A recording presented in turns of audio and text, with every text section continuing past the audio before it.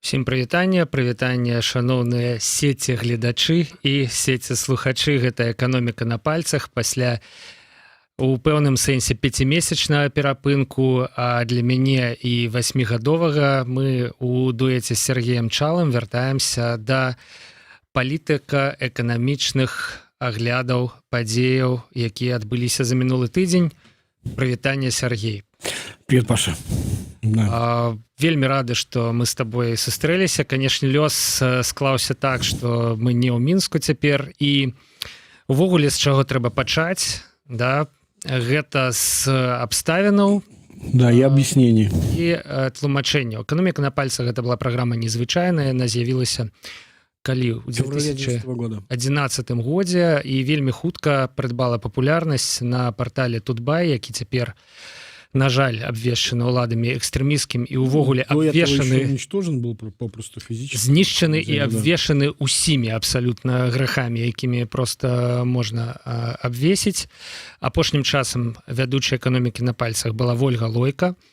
Мы ўсе ведаем, што з 18 траўня Вольга Лойка ўжо амаль 5 месяцаў знаходзіцца за кратамі і, ну, канешне, крыху складана, але такі лёс. Мы не хочам, каб праграма знікала, мы не хочам, каб гэты бренд эканоміка на пальцах раствараўся у Ютубе, у тым, што адбываецца цяпер, і таму мы ўзнаўляем яго там, дзе можам знавіць, на Еврорадио. Но надо, опять же, сказать, что это, как сказать, лицензионное название, мы не пиратим его. Так, мы... Так же, как и заставку. Мы попросили у тых супрацоўнікаў і уласнікаў Тутбая, якія застаюцца на волі права карыстацца гэтай інтэлектуальнай уласнасцю, хаця яе ніхто не патэнтаваў, як высветлілася, ну, але тым не менш. І атрымалі дазвол. Такім чынам, падчас кожнай праграмы, на самом пачатку, мы будзем казаць, што Вольга Лойка і астатнія супрацоўнікі Тутбая мусяць быць вызваленыя, што абвінавачанні супраць іх надуманыя. Дарэчы, я так разумею, што днямі новая крымінальная справа была открыта, и уже... Даже странно, что не с нее начали, на самом деле. Уже улады не прикрываются экономичными нейкими подставами, претензиями, а наўпрост абвінавачваюць Тутбай у тым, у чым ён, як ім уяўляецца, вінаваты. У распальванні, мне здаецца... Там всего. Ну, ясно, да, там всего. Да. Карацей, цэлы вораг ідэалагічных і палітычных артыкулаў, якіх у беларускім... В общем, да, сейчас преступлением с точки зрения властей является все, что выставляет их, как им кажется, в не самом благоприятном свете, и неважно, справедливо это или нет. Соответственно, преступлением является уже все то, как когда ты просто рассказываешь о том, какие же на самом деле глупости они сами делают. Вот и все. Да, то есть как бы нечего на зеркало пенять. Как, менавіта гэтым зеркало, да. Мы и збираемся заняться у ближайшие некальких видео. Тут еще надо было сказать, что как бы сквозная нумерация могла бы сохраняться, да? Какая там еще уже? Яна захоўваецца. Гэта, ну, давай ставиться до гэтага як до нового сезона. Ну, да. Да, гэта першая серия нового сезона и 416-я серия у агульным каталогу программ «Экономика на пальцах», якія выходили на Ютубе. Про что мы хотим сегодня поговорить? Хотя вот я тоже хотел бы сказать, да, что все-таки «Экономика на пальцах» уже переживала некоторую реинкарнацию.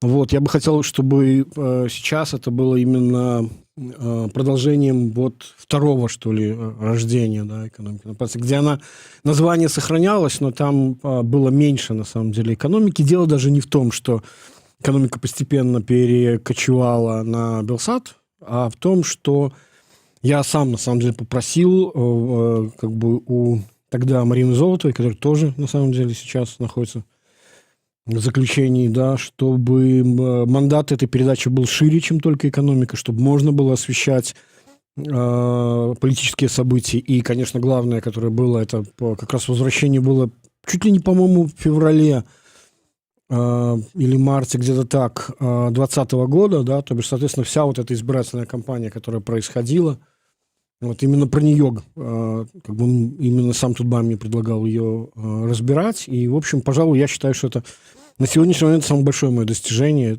по-моему, было очень круто, и я горжусь этими передачами. Жалко, что в текстах они почти не сохранились из-за того, что уничтожен не просто домен, да, или что-то еще, это просто физически уничтожены сервера. Остались, правда, аудио.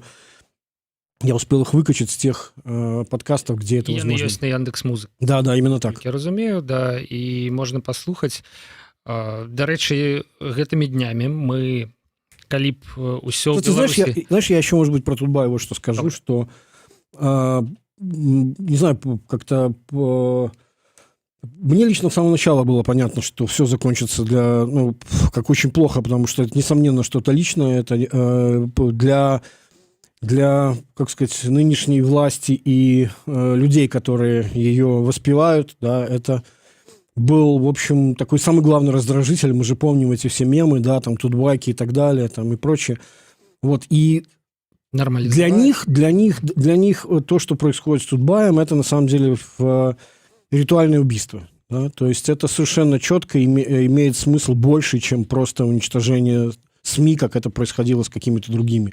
Потому что разгром нападения в мае на Тутбай был буквально там чуть ли не на следующий день после дня рождения основателя портала Зисера, да, и когда был 21, кажется, год от создания, на следующий же тоже, по-моему, буквально, или там плюс-минус один день было объявлено о том, что предъявлено обвинение, соответственно, видимо, скоро дело будет передано в суд. То есть для них это все эти события по его разрушению и уничтожению приурочены.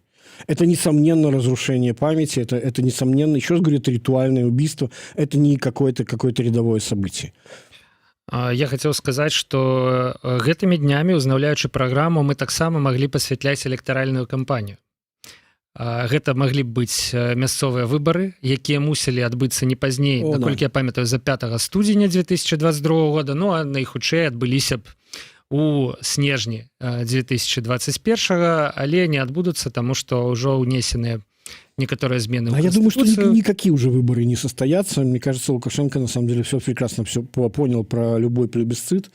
Да, у него это серьезная родовая травма, он до сих пор ее изживает всеми возможными способами, постоянно заговаривая, да. Вот, то есть он мстит тем людям, кто помнит, каким он был, в каком страхе он был после выборов в августе, да, соответственно, у меня была такая догадка, что, ребята, все, это были последние выборы, которые мы увидели. Все то, что сейчас делается с вот этим единым днем голосования, который отнесен черти когда и создает огромное количество логистических проблем, ну и вообще проблем, как будут одновременно, значит, работать депутаты, которые только выбраны для того, чтобы значит, принимать решения, которые должны, по идее, обеспечить преемственность там, по органам власти. В общем, там много маразма сейчас происходит. Я думаю, что пока это все креативная прокрастинация, давайте отложим на тогда. Ну, а то, что все происходит, вот эта вся комедия, которая происходит с конституционной реформой, где сам Лукашенко не понимает, что он от нее хочет. Ну, точнее, понятно, что он хочет, он просто не знает, как это сделать, да. Вот, просто говорит о том, что сейчас попытка придумать такую систему, которая бы, с одной стороны, изобразила изменения, как он говорит, перемены, да, хотя перемены, как раз я уже об этом говорил, люди хотели перемен именно в том, чтобы его поменять, а не в том, чтобы... Не все навокал. Да, значит, по фэншую кровати переставить, да. Головного доктора, да. Да, и, соответственно, вся идея заключается в том, чтобы как бы сделать так, чтобы никоим образом, значит, выборы не повлияли на изменение политической системы. Ну, то бок пакуль што іх просто прыбралі некуды за гарызонт. Да. Цікавая здагадка, можна запомніць гэтыя словы. Што будзе з выбарамі ў 2023, калі ўсё ж таки прыйдзе наступны раз? Можа, парламент і мясцовыя саветы скасуюць дзеля Белорусского народного сходу, может, еще что-нибудь. Я вот что еще бы хотел сказать. Важная же вещь заключается в том, что сейчас пропаганда и там, причем и официально, и неофициально, да, из-под полы вот она рассказывает людям о том, что, ну, как бы вот, типа, это же последний типа срок, и вот там на следующих выборах, которые предположительно состоятся, вот там уже, там, значит, все как-то вот изменится. Это очень интересно, потому что, еще раз говорю, это тот самый момент, когда риторика не соответствует интенциям, да. То есть можно сколько угодно обещать новые выборы, вместо тех, которые состоялись, но при этом делать все для того, чтобы, значит, эти выборы либо не были, вообще никогда не состоялись, либо они не имели вообще никакого значения. Давайте мы изберем какого-нибудь такого человека, который будет полностью контролироваться, сменяться, значит, на случай, если он что-то не то сделает, значит, там подправим и так далее, там и прочее. Димон потребный, короче. Да даже хуже, на самом деле, чем Димон, потому что там же мы же помним, что Димон на самом-то деле как раз в какой-то момент, понимаешь, имел возможность произвести ритуальные действия, которые, помнишь, он себя пил пяткой в грудь, регулярно рассказывая, какой-то я молодец, я начал войну 888, грузинскую. Угу. Это же его каденция была, да, 8 августа 2008 года. Он действительно по Конституции... Чисто технично. Главнокомандующий, да, то есть он хвалился этим. Вот. Все ж таки ему важно было быть хоть как-то показать, да, что хоть какое-то самостоятельное решение было принято им. Да, совершенно верно. Здесь, я думаю, что вообще никакого варианта не предусматривается даже. Ну, пакуль што мы абсалютна добра спраўляемся ў эканоміцы на пальцах з тым, каб вытрымліваць вось гэтую палітычную планку, але все ж таки трэба крыху адпавядаць назве і вярнуцца да эканамічнай аналітыкі. Мы абяцалі, што, па-першае, Нобелевскія прэміі, Нобелевский тыдзень скончился сегодня. Давай, может быть, про них чуть позже. Я вот что хотел сказать. Окей. Да, у меня... Я просто вспоминаю, что когда «Экономика на пальцах» на Тутбая была возобновлена вот в текстовом формате, там один из первых выпусков, а может быть даже первый, я уже точно не помню, он был посвящен коронавирусу. Да, меня попросили рассказать, каковы же... То есть как он повлияет на будущее мировой экономики, к чему готовиться, да, какие тренды будут. И там, в принципе, уже тогда, при том, что вирусу там было буквально там вот-вот, да, только известно было, что, значит, лекарства нет, он очень опасен там и так далее. Вот. И там было, на самом деле, сделано несколько выводов, которые, в принципе, по прошествии времени довольно неплохо удержались. Вот. В частности... Я не знаю, почему я так решил, но я говорил о том, что изменения в общественной жизни, которые произойдут в результате кризиса, они будут долгосрочными, и они останутся с нами навсегда. И аналогию, которую я приводил, это, как помнишь, когда в 80-е годы появился ВИЧ, вирус иммунодефицита, да, и, соответственно, СПИД радикально поменял, например, сексуальные практики людей. При том, что, в принципе, как бы и он уже излечим, да, и, в общем, понятно... как сказать, все чего можно бояться и так далее, да, то есть вот действительно вот сексуальная революция закончилась фактически именно с появлением этого вируса, и ровно так же я предсказывал, что, например, смена рукопожатий, да, там этот фистбамп или там локтей или что-то еще, да, дистанцирование, которое, в принципе, когда-то было, это было нормой раньше, в старых эпохах, да, потом из-за увеличения плотности населения в городах оно немножко поменялось.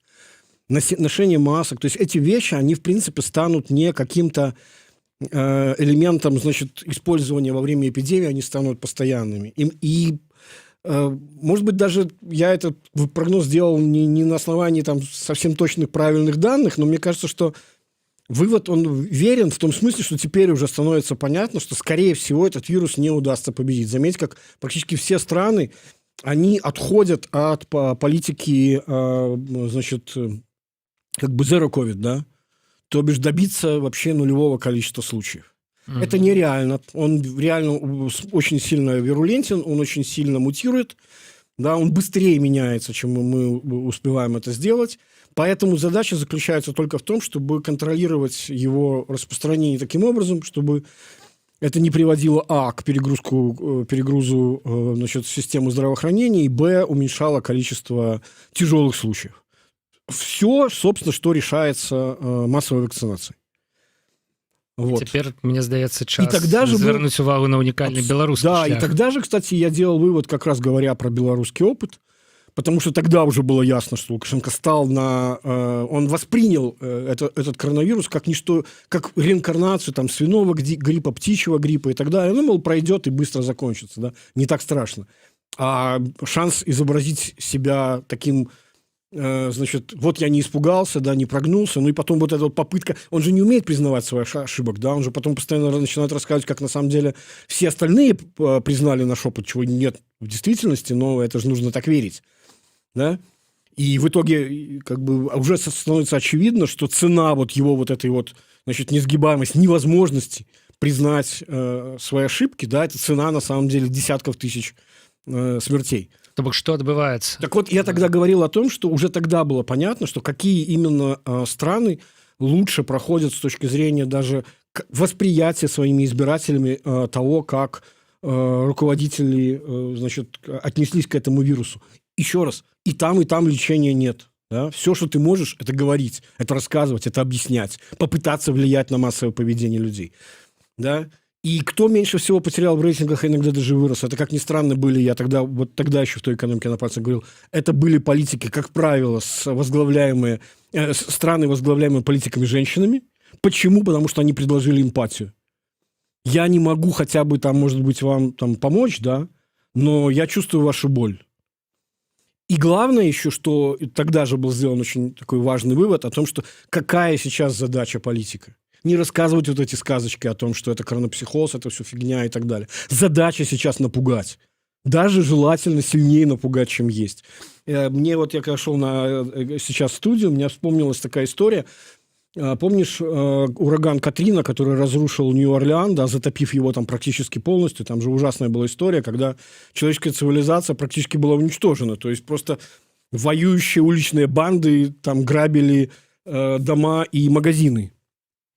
Казалось бы, в одной из самых цивилизованных стран, да, как быстро стирается вот этот налет цивилизаций. И из-за чего эта катастрофа произошла? Потому что на самом деле не поверили большое количество населения предостережением, значит, ФЕМа, вот этого МЧС, по сути, местного, да, о том, что, ребята, валите, да, эвакуируйтесь. Да. И на эту тему была очень хорошая шутка, я до сих пор ее помню в Твиттере.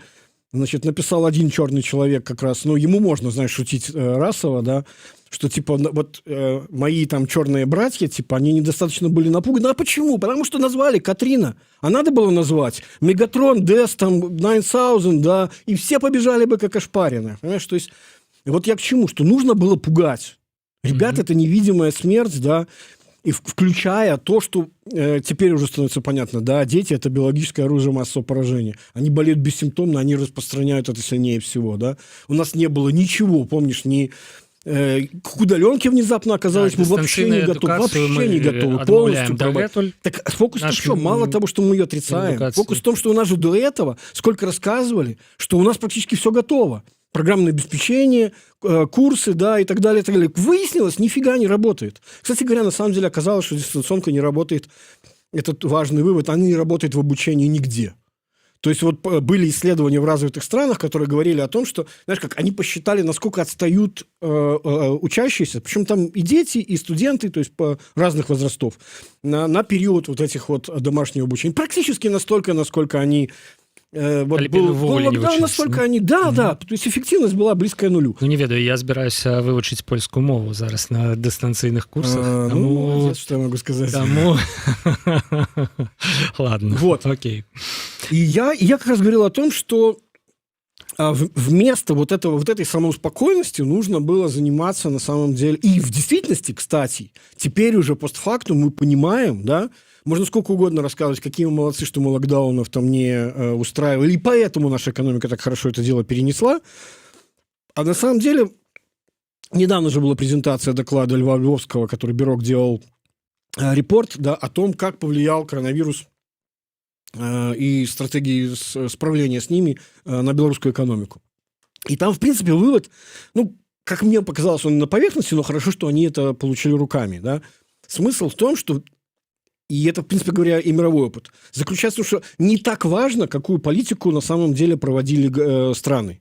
Потому что основным эффектом подавления экономической активности была собственная реакция людей, независимо от того, говорили им сидеть дома, или там, наоборот, значит, все оставляли на усмотрение людей. И мы же все прекрасно, я сам прекрасно помню, что первые месяцы, там, больше месяца я просидел дома, боясь там выйти в магазин, значит, и только когда я понял, что это бессмысленно, потому что если так не ведет себя 2/3 населения, которое бы, значит, действительно остановило бы распространение, тогда получается, что я страдаю зря, ну и к чертям это все, да?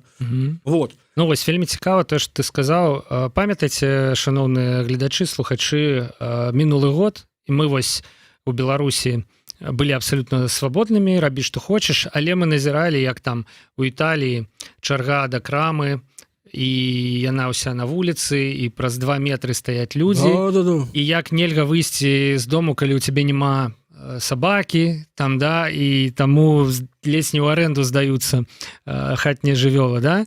І мы назіралі на гэта, за гэтым са здзіўленнем, і Лукашенко на гэтым граў. У прынцыпе, паглядзіце, што яны там устроили, ну, многократно рассказывал, то смотрите, как они их там, конная полиция разгоняет. Перегнули просто палку. И теперь, зразумела, вось теперь, я думаю, что белорусские улады, и ў першую чаргу Міністэрства аховы здароўя, якое ўжо накіроўвае медыкаў у аўтобусы, каб яны валанцёры хадзілі і ўгаворвалі людзей вакцынавацца, яны цяпер разумеюць, дзеля чаго ўсё гэта было.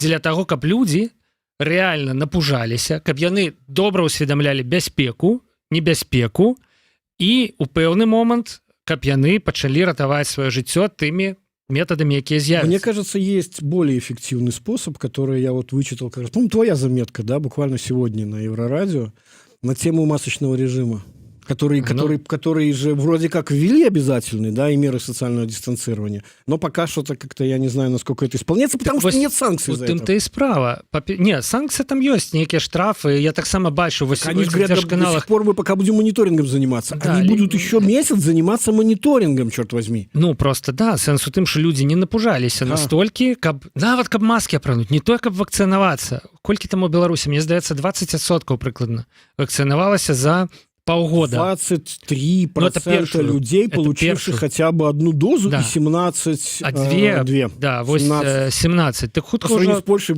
сколько? 60 с чем-то процентов. Уже полгода прайшло з пачатку масавай вакцынацыі, ўжо, магчыма, трэба рабіць яшчэ раз, перавакцыноўвацца, да?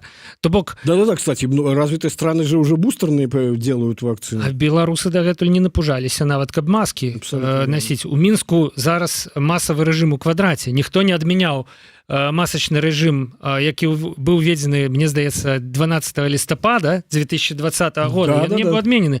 Вводзіцца яшчэ адзін з 9 кастрычніка, а ў масках усё роўна амаль ніхто не ходзіць.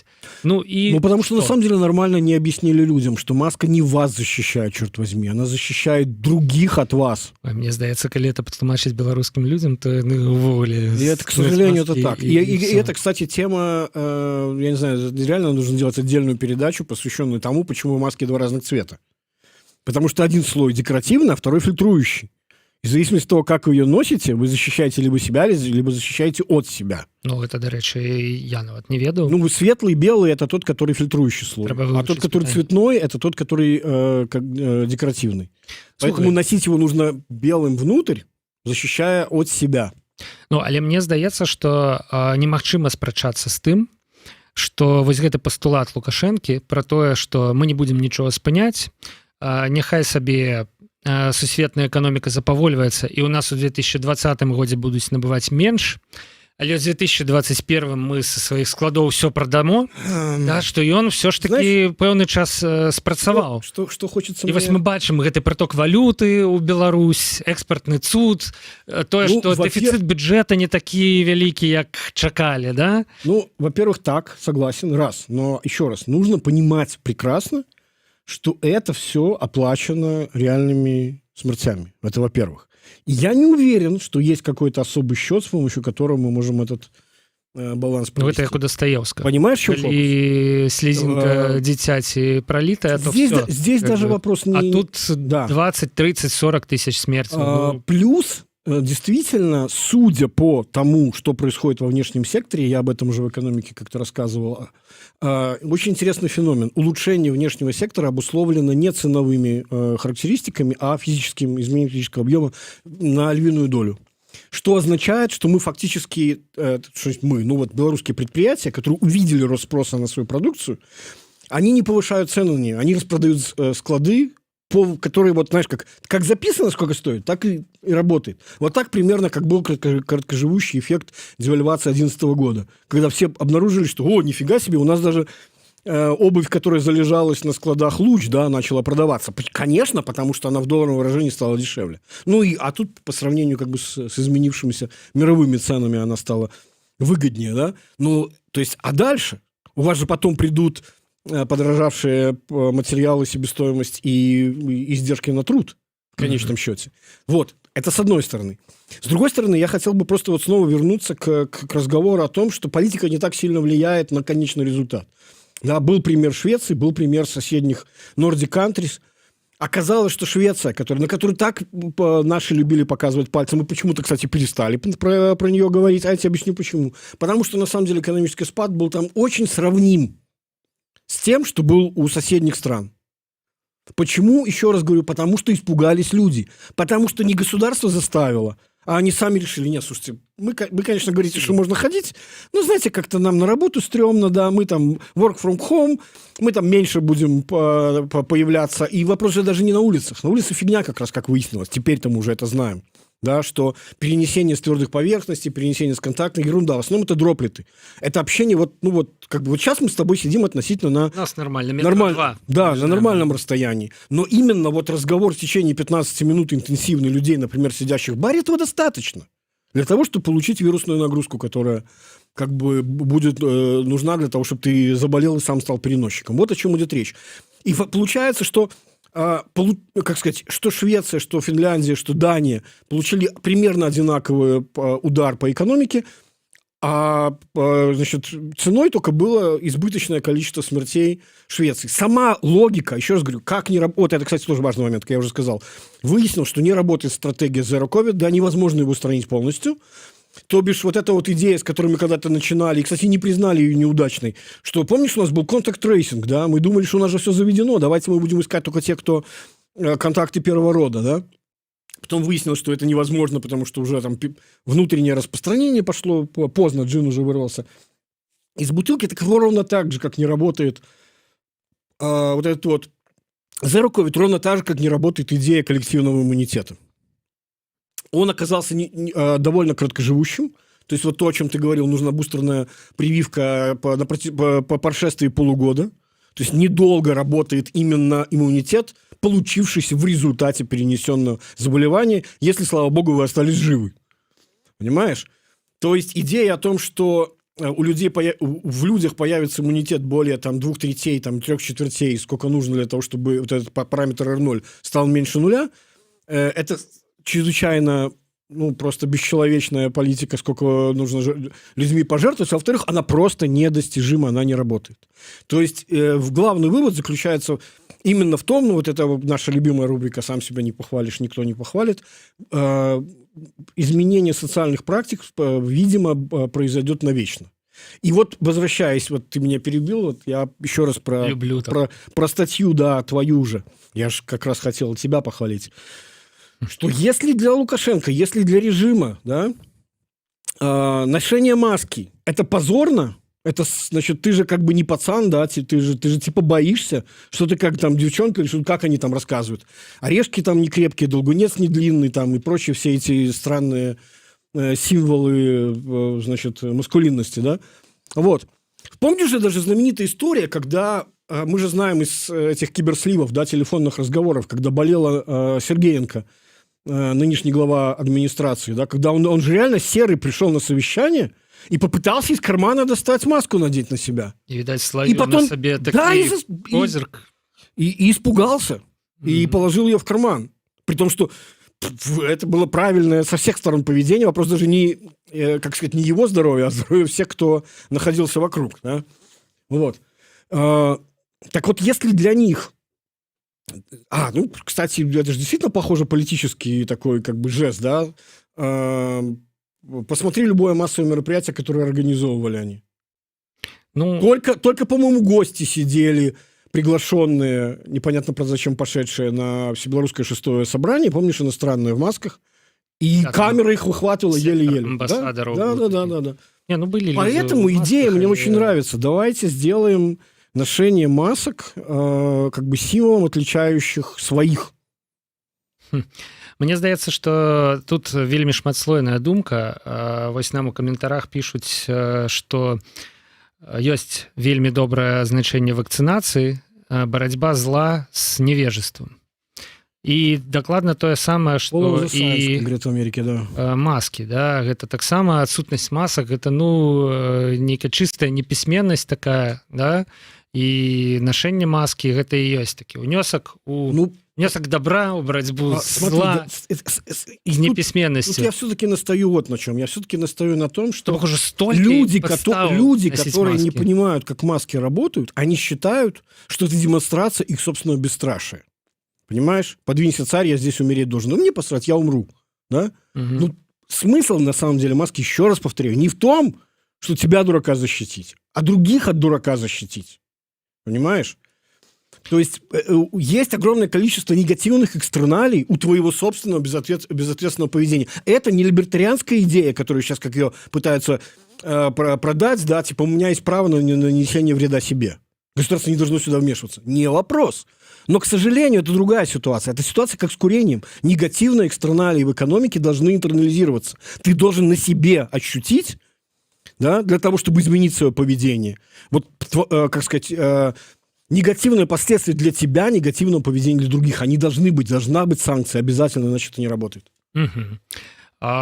І таксама мне здаецца, што ўжо даўным-даўно усе праціўнікі Лукашэнкі носяць маски хотя бы с духа суперечности. Да? Я в Минске пока был, до того момента, когда я уехал, до мая, я постоянно носил, независимо от того, как бы это магазин, там помещение какое-то или что-то еще, то есть на улице даже тоже. Ну, вот люди, якія жывуць у Беларусі, да, можете нам поверыць, вось мы з Сергеем знаходзімся ў Варшаве, і тут, калі ты ўводзіш у грамадскі транспорт без маски, не апранеш маску адразу ж, будешь чувствовать себя очень неловко. Ну, па-перше, на тебе все будут пырить, по-другое, насамрэч, я был сведком, як выгнали одного мужика. И правильно сделали. Просто взяли, сказали, ты не носишь маску, вали отсюда. И он быў раз'юшаны, ён спрабаваў там нешта давесці, там вось відаць, яшчэ польская ў мяне дрэнная, я ж толькі вучу, відаць роўна тое самае, што ты сказал, типа, я имею право,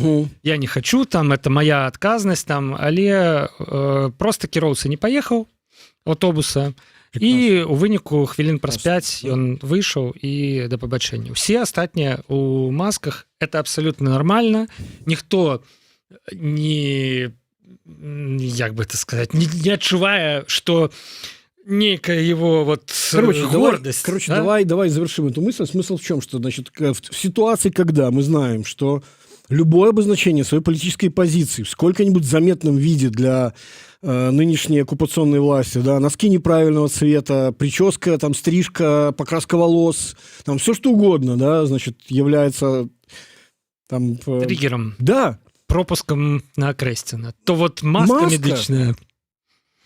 Да.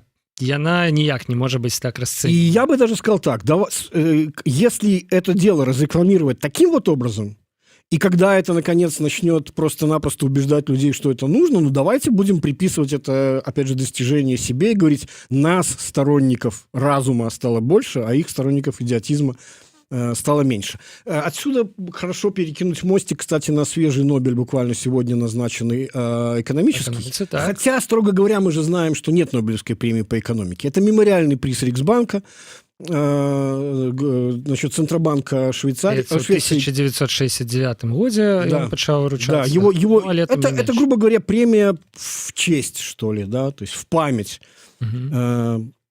Нобеля. Так вот, за что она на самом деле дана. Там, я сейчас не буду конкретно по персоналиям и что, кто, чего вложил, но это, кстати, у них стандартная такая система, да, то есть они на 3 человек делят пополам и еще пополам, да, то есть один получает половину, другие четверть. Вот, примерно то же самое, кстати, с физикой произошло. Вот, а какая тематика на этот раз? Тематика естественных экспериментов. То есть смысл же в чем?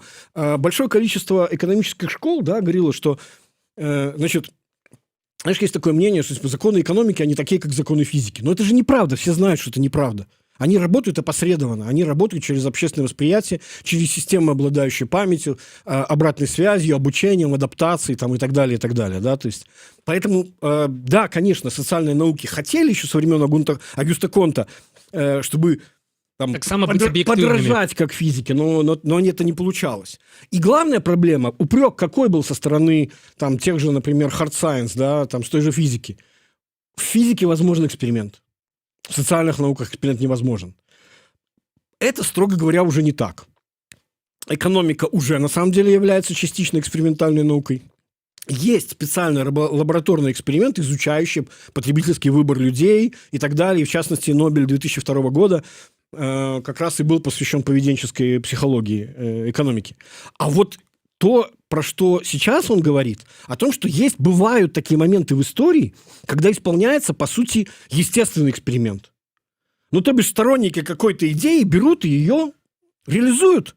А есть при этом рядом какая-то контрольная группа, с помощью которой можно проверить, как же это работает.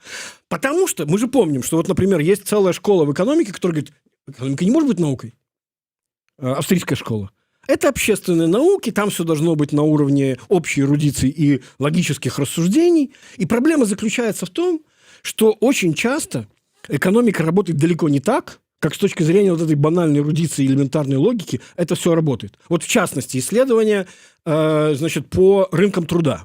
Есть, правда, этому миф уже очень давно, я считаю, что это скорее идеологическая штука, о том, что повышение минимальной ставки заработной платы, оплаты труда, увеличивает безработицу. Ну, довольно несложно рассказать, как эта логика продается. Да? Значит, увеличение стоимости оплаты труда выше рыночного приведет к тому, что издержки на нее будут расти, спрос на нее упадет и так далее, и так далее.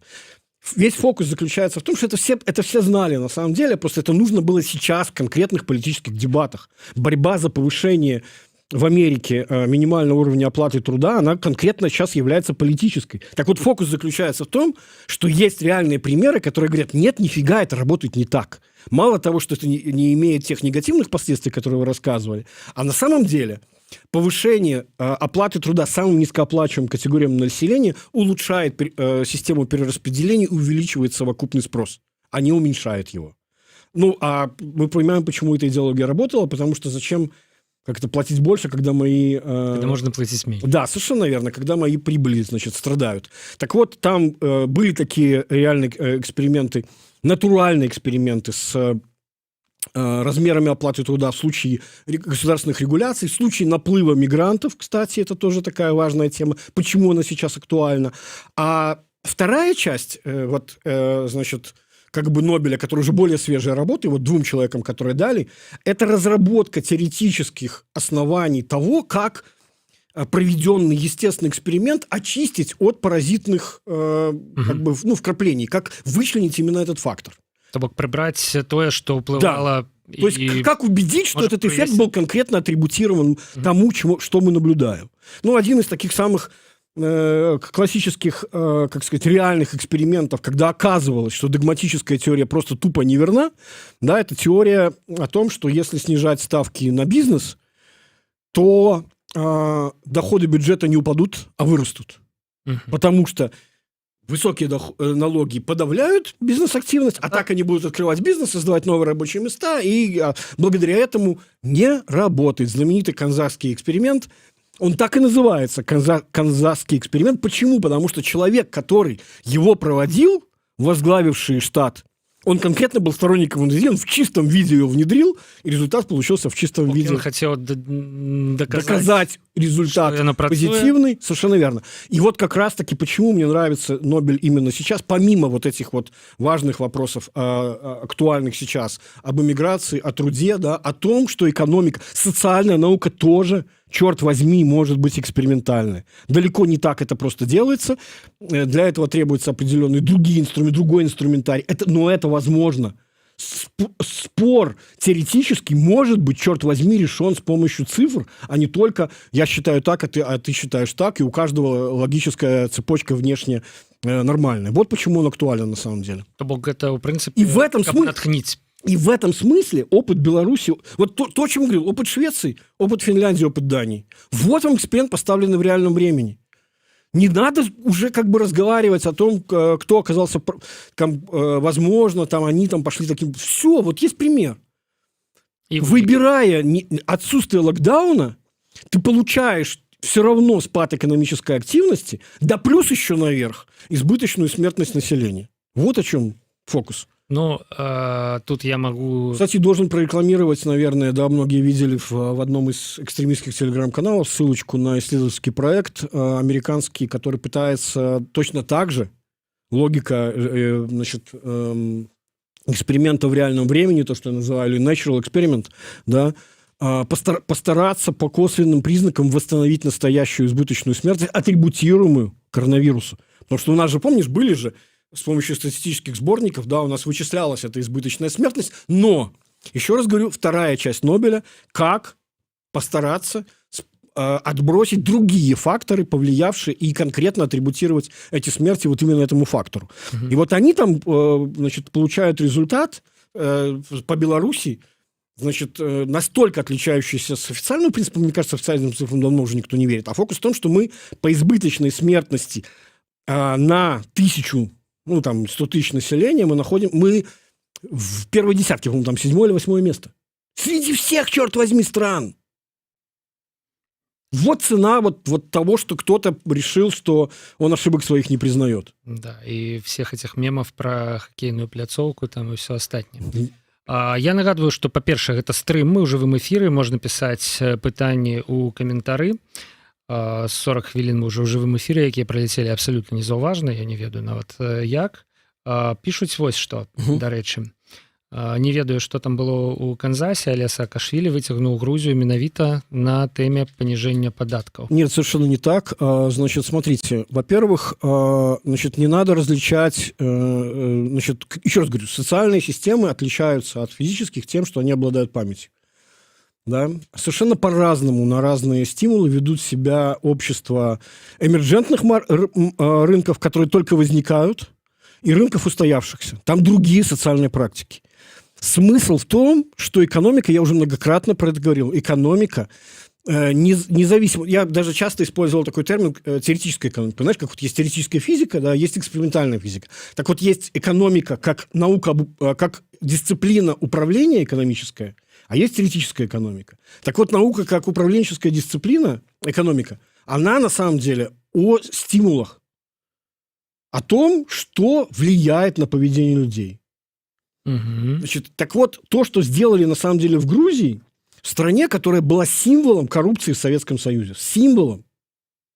Да, грузинам продаду Волгу, там вот это вот, помнишь, все эти мемы и так далее, и так далее.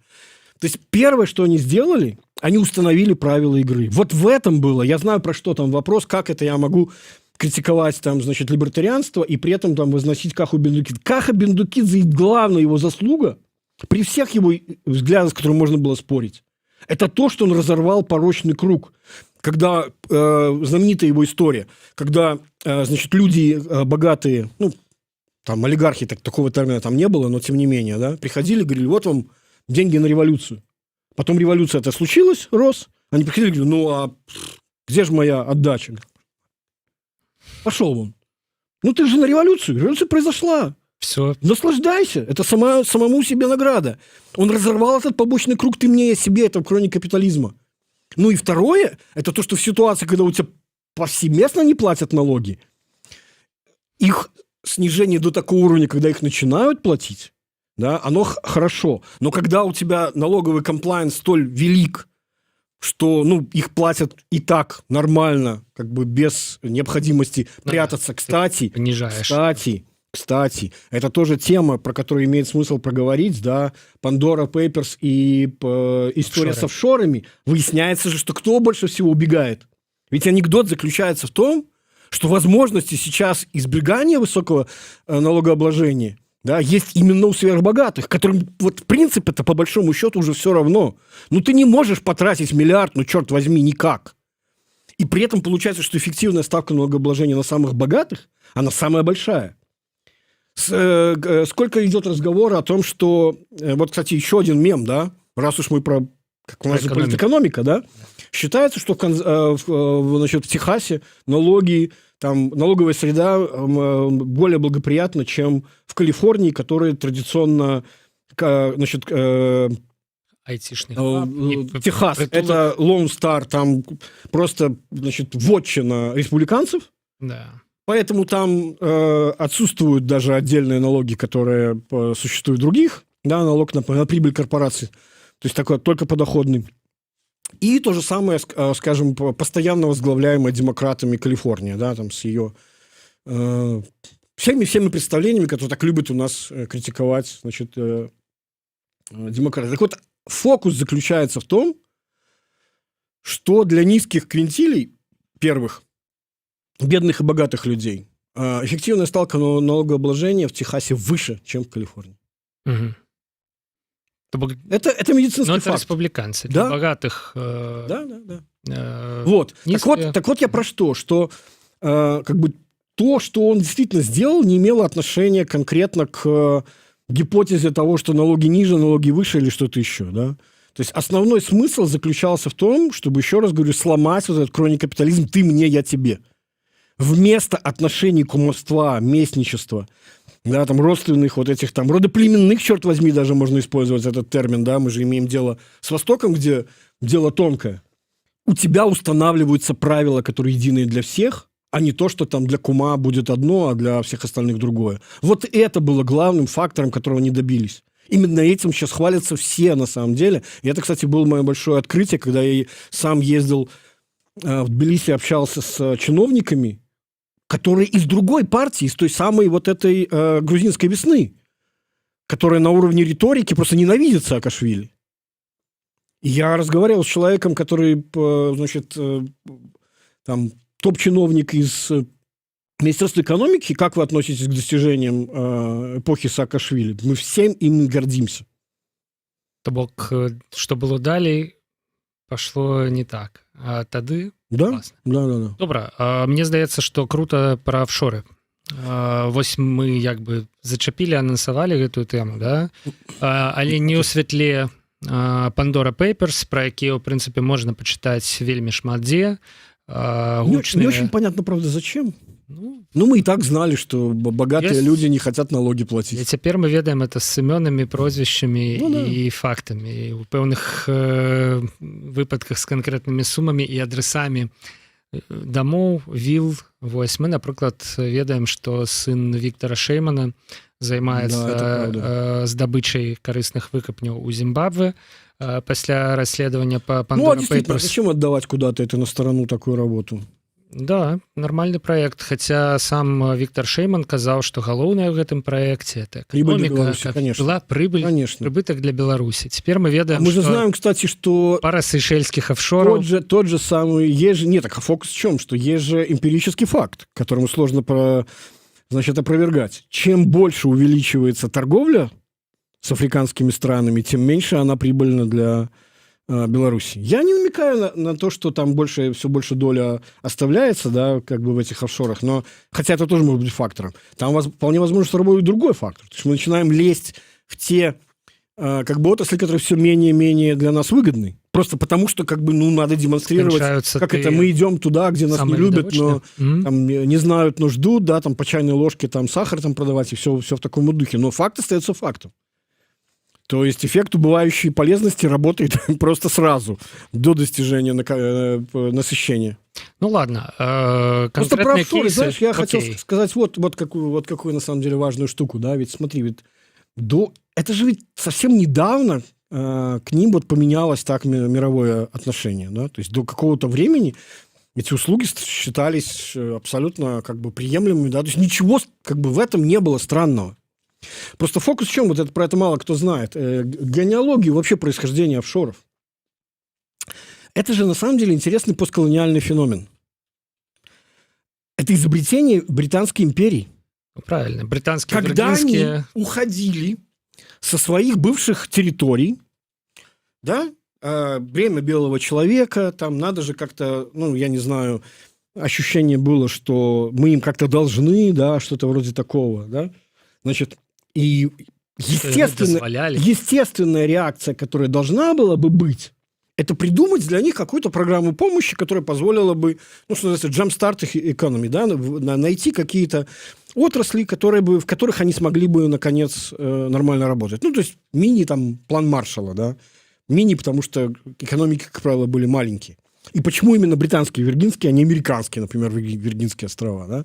Вовсе не потому, что там корона, потому что там была колония. И они в тот момент сделали важный политический выбор, они позволили им заниматься, стать вот этими зонами с низким налогообложением. Вот такая догматика сработала. Маленькая лавочка. Примерно так, да. С якой можно отрабатывать стабильный продукт. Понимаешь, до какого-то момента в той экономике, нужно же понимать, что там глобализация была далеко не того уровня, который мы сейчас имеем в виду. Да? То есть просто вы поймите, что То бок першапачаткова офшорамі карысталіся жыхары британских виргинских. Да, именно так. Я сейчас объясню о чем. То есть смысл в чем? Что с точки зрения нетто-результата это было практически эквивалентно.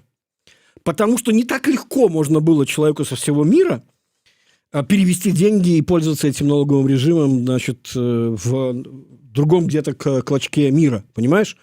И больше того, я не знаю, помнишь ли ты знаменитый фильм «Фирма», по книге «Фирма»? Там же как раз про это, когда приходилось... Там же про что? Как на Каймановы острова человек возил чемодан с деньгами. Потому что это про 80-е и даже про начало 90-х. А сейчас деньги движутся вообще просто вот так. Понимаешь? И когда два процесса наложились один на другой, то есть до какого-то момента, получалось, что это действительно некая программа помощи местным экономикам. А вот как только мир стал, особенно финансово, деньги стали двигаться настолько быстрее, чем все остальные физические вещи, как люди, как товары, да, и так далее, да, то есть все факторы производства. Вот тут-то выяснилось, да, что получился вот такой порочный круг. И пошел вот этот race to the bottom, да, вплоть до того, что даже бог с ним офшорами, да, то есть как бы смысл же в чем? Что офшоры существуют, мелкие эти страны существуют до тех пор, пока существует консенсус о том, что им можно быть. Ну, как существует, например, Монако, да? Я не говорю о том, что это офшор, но фокус в том, что с точки зрения, я не знаю, наших там пропагандистов, это, наверное, дикое... Ну, как это? Это же его же можно завоевать за 20 минут, там, 15, да? Угу. Просто пришли, флаг повесили, все. Ну, что там же пешком пройти. Да? Одна трасса, и больше ничего нет, Формула-1. Потому что есть консенсус о том, что они нужны, они существуют, потому что их хотят в этом виде видеть. Ровно так же, как многие говорят, а вот давайте себя объявим Швейцарией. Ребята, так не работает. Швейцария стала Швейцарией не потому, что она захотела стать Швейцарией. Потому что она сама себя ввести на Швейцарию, потому что все именно погодились абсолютно точно. И сказали, окей, пускай это будет Швейцария для нас всех. Слухай, ну але у Европе есть Ирландия, например. Вот, так я про это и хотел сказать. И она близко, и чемодан бабла. Так я ровно про это и хотел сказать, что третий негативный, ну то есть первый позитивный, хотя, как теперь уже становится понятно, неправильный путь, да, то есть предоставлять льготы вместо того, чтобы действительно помогать развитию бизнеса. Значит, второе, это вот эта вот глобализация, именно движение денег, быстрее, чем движение товаров. Это, кстати, очень интересный феномен, вот это важная история. Мало кто знает и понимает, что на самом деле глобализация с точки зрения мировой торговли физическими товарами до сих пор, по многим показателям, именно товаров, не превысила предыдущий пик глобализации десятых годов прошлого века. Вот тогда была настоящая глобализация. А то, что сейчас называют глобализацией, это феномен, это движение именно средств. Так вот. И третье, это когда уже опыт этих малых стран начали перенимать не совсем малые в попытке придумывать благоприятный налоговый режим, который используется схемами уже близкими совсем уже к мошенническим. Вот ты не зря Ирландию назвал, да? И Латвия одразу, мне, на жаль, приходит. Латвия – это отдельная история. Ну, але Ирландия, добре. Там близко к криминалу, на самом деле, многие вещи были, как мы знаем теперь, по скандалу Светбанка, по Айс Краулис, который потом был переименован многократно, по краху Парекса, который был национализирован и так далее. Я же сам помню рекламу телевизионную Парекса. Латвийский актер по-русски говорит клиенту, по-русски, да, мы ближе, чем Швейцария. То есть два главных фактора. Русский и ближе, чем Швейцария. Да. Угу. Вот. Ирландия, когда механизмы обратного поглощения, ну, то есть, грубо говоря, вот есть ирландская внутренняя компания, которая имеет возможность, будучи инкорпорированной в Ирландии, пользоваться налоговыми льготами. Она маленькая, как черти что, вот просто маленькая, да? И какая-нибудь грандиозная мировая фармацевтическая фирма Facebook сливается с этой компанией. А юридически, на самом деле, это карлик поглотил гиганта. Там и руководство, и офис, и бизнес. Хотя на самом деле мы же понимаем, что ничего этого нет на самом деле. Действительно, для чего это делается? Все IP, интеллектуальной property, передается туда, а им платят за пользование патентами, технологиями и так далее компании, оставшиеся, например, в США, но только вот эти... Ну, по сути, это все равно, ты из одного кармана в другой перекладываешь, но только там налоги получаются меньше. Только ты перекладаешь с той кишени, с якой заберуць 50%, да. Там 70%. Так вот. И отсюда же как раз вот эта вот проблема, связанная с тем, что огромное количество транснациональных американских компаний держат деньги не в Америке. Про это же многократно говорилось. Apple, например, один из примеров. Да, Facebook тоже сам. Так вот. И проблема этой логики в том, что идет просто race to the bottom. Да, то есть... как это, вот идея какая? А давайте мы сделаем свой офшор, который будет более офшористый, чем тот офшор. Но фокус в том, что это никогда не есть хорошо, понимаешь? Если ты делаешь дырку, вокруг нее всегда будут, значит, схемы ее обхода и так далее. Если ты делаешь это на уровне национального законодательства, как, в принципе, можно было сделать вместо ПВТ, я во многом за это критиковал ПВТ, потому что они рассказывали о том, как они облагодетельствуют страну, хотя на самом деле облагодетельствуют самих себя. Потому что по той же самой системе, по системе непотизма, по системе кроникапитализма, мы имеем возможность ногой открывать дверь к Лукашенко, мы для себя выбили льготы. А вам всем расскажем, что потом, по прошествии нескольких лет, когда станет понятно, что это работает, может быть, когда-нибудь. Дарэчы, цяпер мы бачым, што роўна так і было. Прайшло вельмі шмат гадоў з гэтай, як это, цифровизация экономики.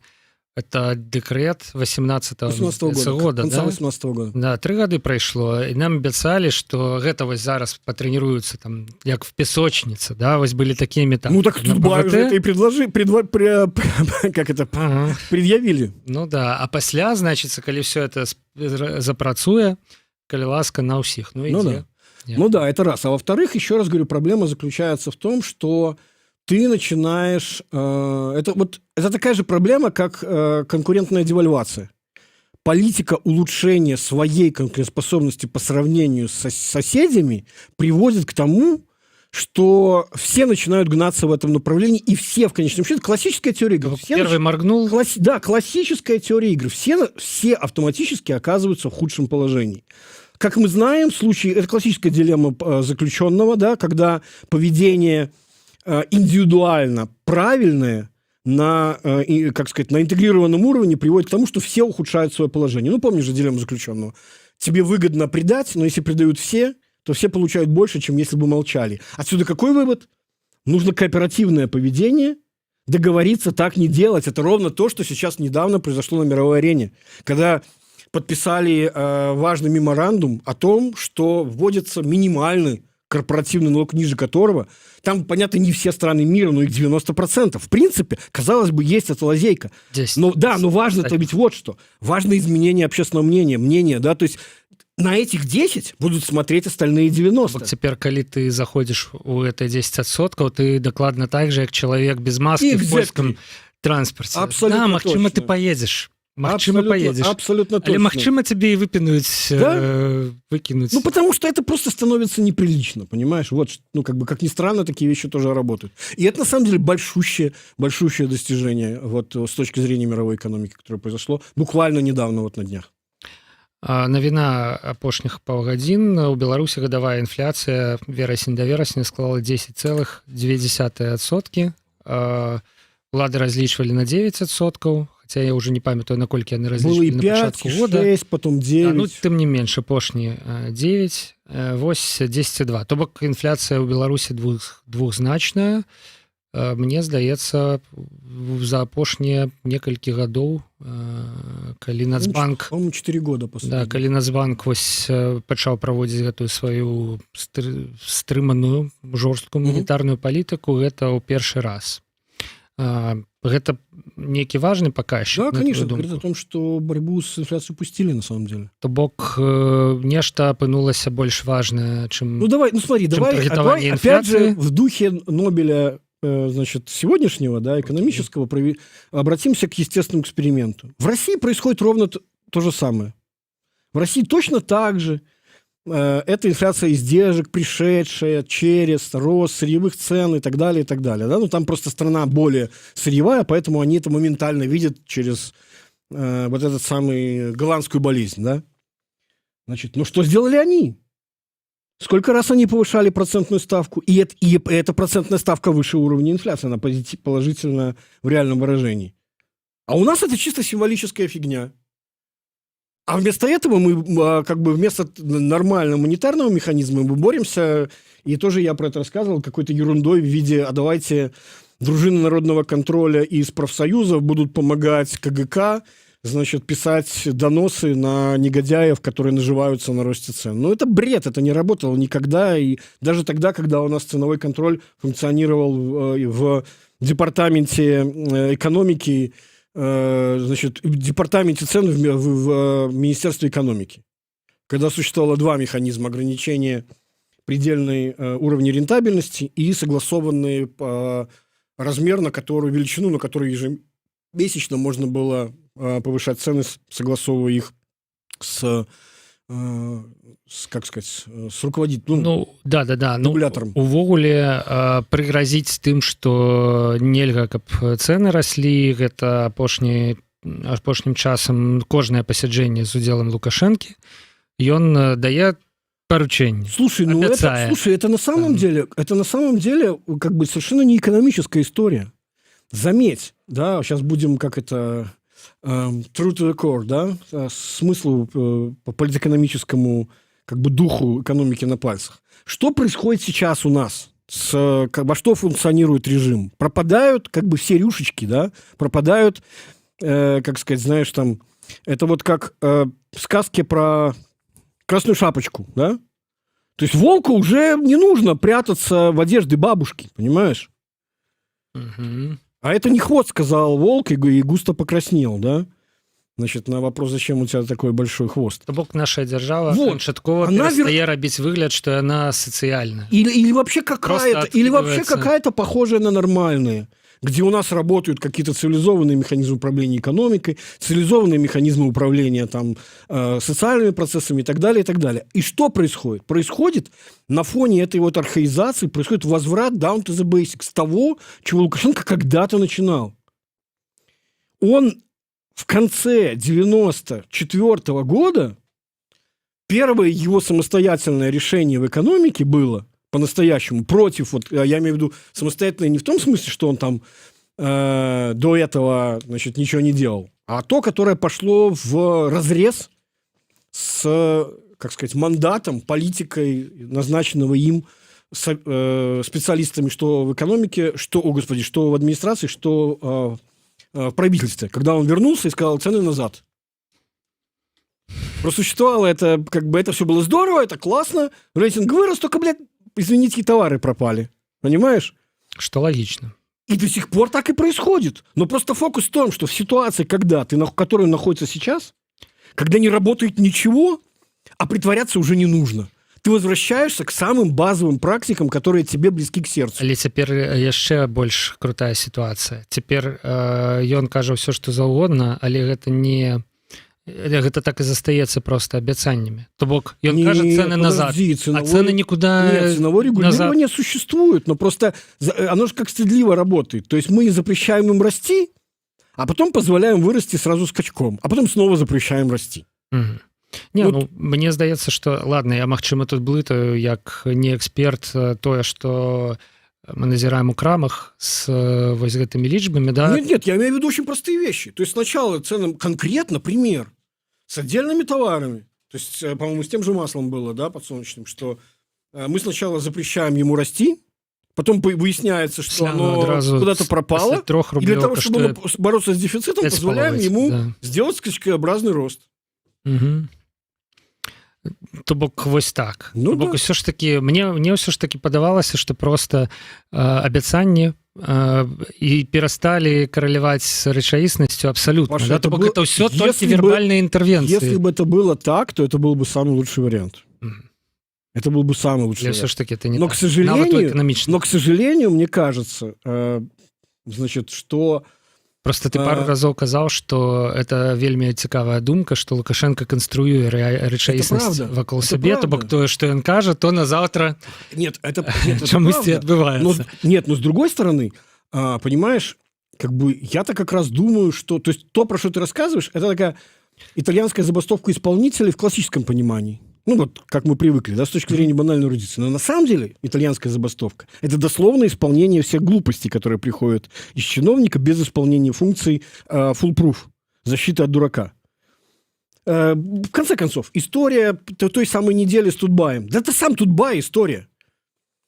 Никто себе представить не мог, что можно вот так вот просто вот по щелчку пальцев, да, уничтожить портал, про который все любили рассказывать. Маккей ездил и постоянно говорил, как раз проблемы с свободой. У нас же вот же.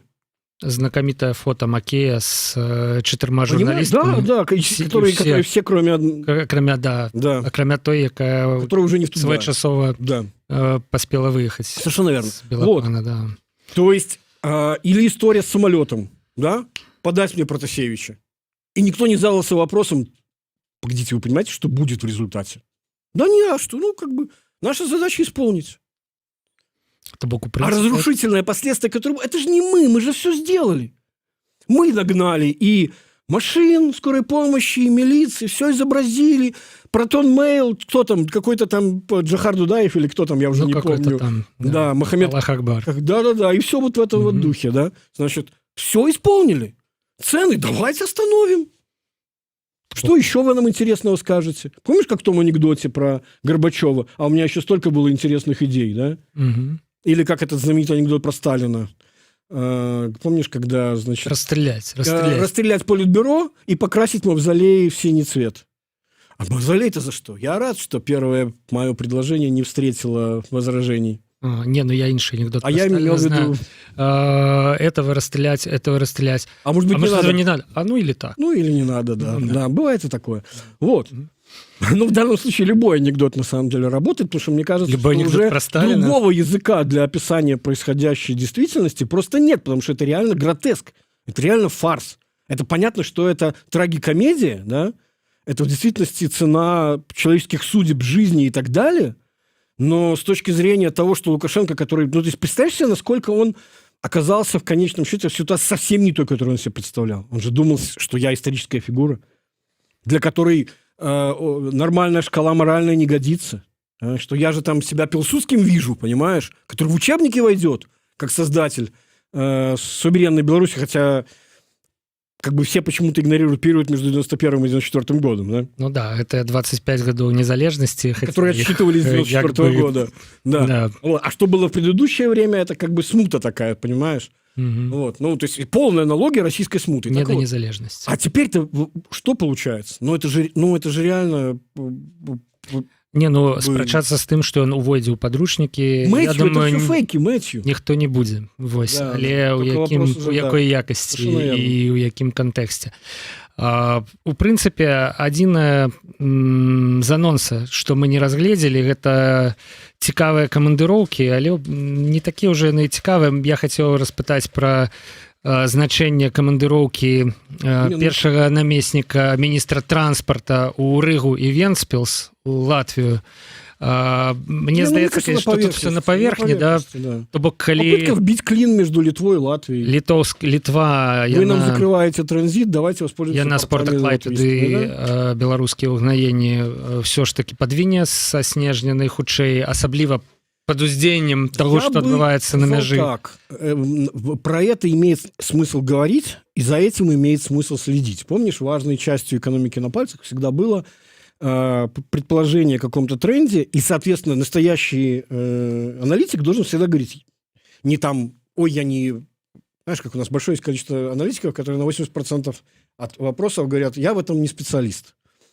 Значит, или там, может быть, и так, а может быть, сяк. Если так, то так, а если так, то так. Короче, твоя задача, на самом деле, не рассказывать, как может быть, это всем понятно, может быть, по-всякому.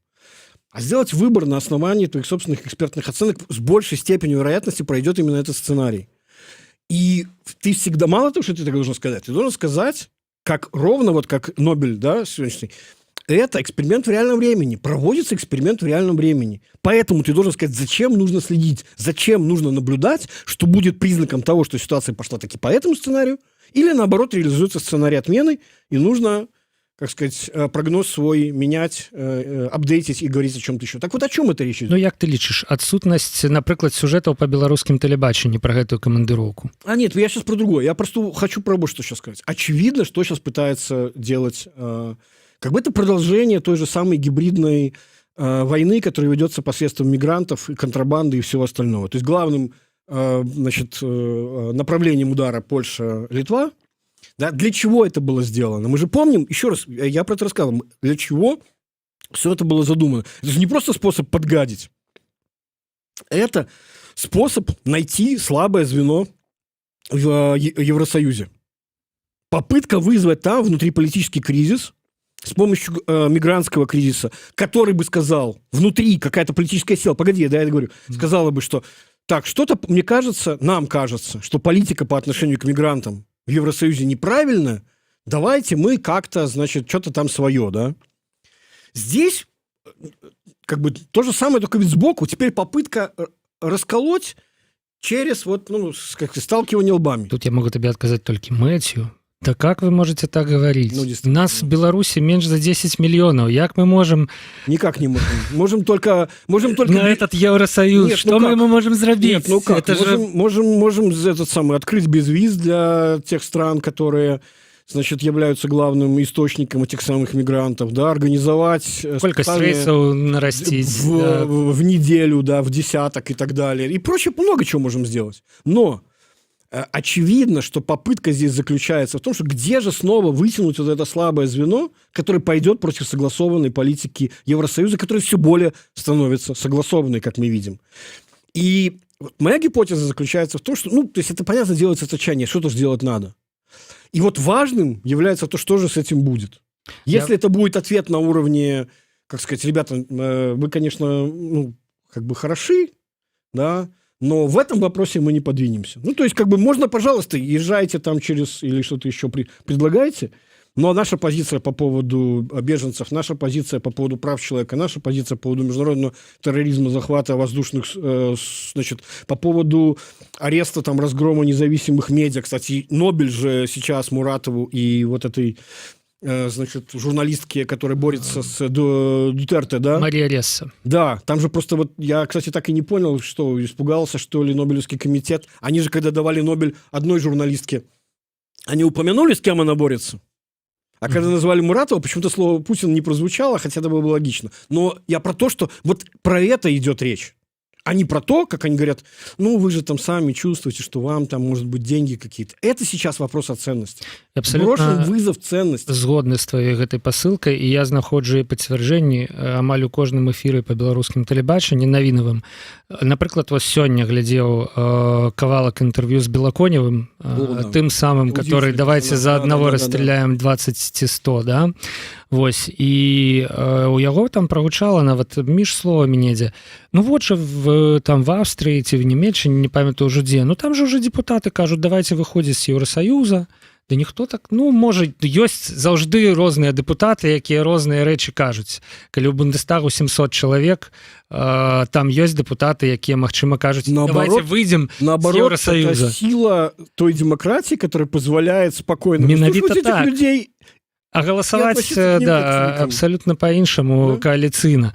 То бок, але тое, што беларуская прапаганда, яна не упускае ніводнага маргінальнага эксперта, ніводнага шанса. Кстати говоря, это совершенно не феномен белорусской пропаганды. Это то, на что работал Арти. Это то, на что работал Арти годами. Они для этого и создавались. Больше того, мы же знаем теперь, что Россия еще и финансировала этих фриков. Они же главным образом... Арти — это державный телеканал, мне здаецца. Нет, я имею в виду через да. Маешь на увазі палітыкаў еўрапейскіх, там маргінальных праворадыкальных. Даже то, что они скрывали, да, там займ, который банковский давался там Национальному фронту Франции, Ле Пен. Ну, то есть оно непосредственно их выращивает, за деньги они говорят то, что России нужно, а потом Россия их показывает. Это старый еще гибийский прием времен советской газеты «Правда». В разделе «Opinion» покупаем колоночку в какой-нибудь газете, а потом перепечатаем ее в газете «Правда», говорим, а вот же, что говорят буржуи. Вот так. Так, зараз трэба мы насамрэч уже будем заканчивать. Мы пачалі з палітыкі і скончылі палітыкай, але ў сярэдзіне быў вельмі такі моцны эканамічны блок, як мне падаецца, які пачаўся. Был. Ну, был, да. І мусіў быць і быў разглядам Нобелеўскай прэміі, і Нобелеўская прэмія скрозь нашу размову прайшла. Гэтая канцэпцыя натуральнага эксперымента, які в прынцыпе ставіцца і сёння і на нас в том числе. І на нас, калі да гэтага ставіцца, да. Як да такого эксперымента. Сябры, подписывайтеся, калі ласка, на YouTube канал Еўрарадыё, подписывайтеся на нас у Тэлеграме, там шмат навінаў. У Сергея Чалава таксама ёсць і YouTube канал, і Тэлеграм. Дарэчы, з некаторых пор YouTube канал Сергея Чалава крыху больш папулярны, чым YouTube канал Еўрарадыё. Але гэта была эканоміка на пальцах, першы выпуск нового сезона і 416 сквозной номер. Агулам за, дарэчы, 10 з паловай, нават крыху ўжо больш февраля 11 года, да. гадоў, нягледзячы на нейкія перапынкі, эканоміка на пальцах як фенікс. Ну і по-прежнему свободу Тутбай, свободу Ольги Лойко, свободу попелу, да. І я спадзяюся, што не за гарамі той час, калі на маё месца, на месца ведучай эканомікі на пальцах ізноў сядзе, ізноў зойме яго Ольга Лойко. Так, как это Марына Золотова будзе на волі, і мы будзем жыць у нейкіх прекрасной Беларусі будущего. Не ў тых абставінах, у якія добра апісваюцца анекдотамі з эпохі Сталіна. Да. Да. Павел Свердлоў, Сергей Чалы, Еўрарадыё, эканоміка на пальцах, працяг праз тыдзень. Да пабачэння.